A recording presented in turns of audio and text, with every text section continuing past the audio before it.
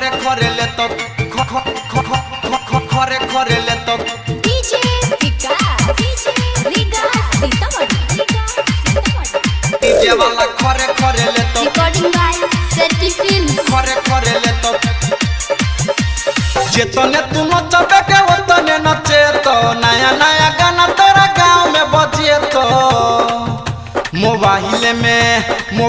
में पीन घुसे तो गे डीजे वाला खरे खरे ले तो तोरा धीरे धीरे कात में लगे तो गे चुमा तोरा खरे खरे ले तो जेतने तू नचबे के ओतने नचे तो नया नया गाना तोरा गांव में बजे तो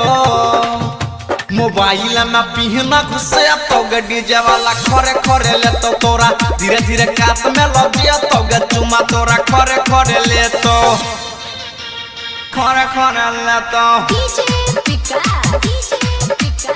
रीगा सीतामढ़ी डीजे वाला खरे खरे डीजे वाला खरे खरे ले तो डीजे वाला से कॉले गे छौरी जान पहचान गे तोरा खातिर दैला तैयार छौ छौरा अपन जान गे तोरा पहजा में धके पजिए तो गे डीजे वाला खरे खरे ले तो तोरा धीरे धीरे कात में लगे तो गे चुमा तोरा खरे खरे ले तो खरे खरे ले तो डीजे विकास रीगा सीतामढ़ी डीजे वाला खरे खरे डीजे वाला खरे खरे ले तो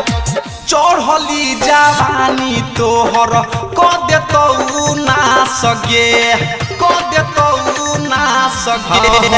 डीजे वाला छिहत्तरा छौरा छै दुनु बदमाश गे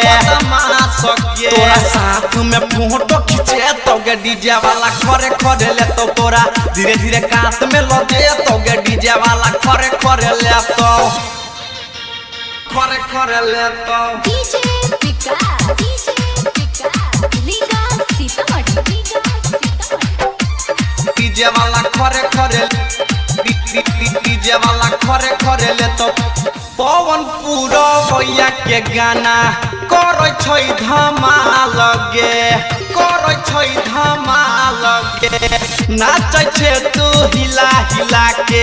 लागै छै बाबा लगे तोरा ठुहरो सटे तो गे डीजे वाला खरे खरे ले तो तोरा धीरे धीरे कात में लगे तो गे चुमा तोरा खरे